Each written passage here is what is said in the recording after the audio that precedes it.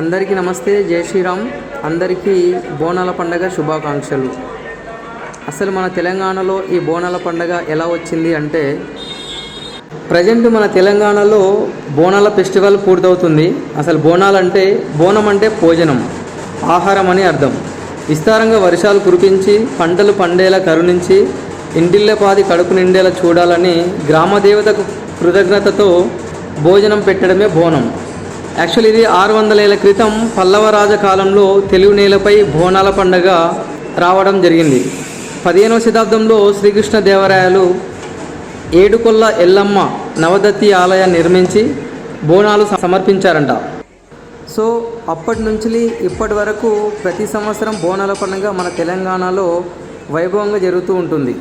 పల్లె ప్రాంతాలలో అందరూ కలిసి ఆలయానికి వచ్చి బోనం సమర్పించేవారు. అదే నగరాల్లో అయితే డీజే సౌండ్లతో, డప్పులతో, ఆ విధంగా పలారం బండి రూపంలో అమ్మవారికి నైవేద్యం తీసుకెళ్లడం జరుగుతూ ఉంటుంది. సో రకరకాల నగరాలలో రకరకాలుగా జరుగుతూ ఉంటుంది. పల్లెల్లో మాత్రం అందరూ కలిసి ఒకేసారి దేవాలయానికి వెళ్ళి బోనం సమర్పిస్తారు. అలాగే నగరాల్లో జరిగే బోనాల పండుగ చూడడానికి పల్లెల నుంచి ప్రజలు తండోపతండాలుగా వచ్చి చూసి వెళ్తూ ఉంటారు. ఎందుకంటే భాగ్యనగరంలో బోనాల పండుగ వైభవంగా జరుగుతూ ఉంటుంది.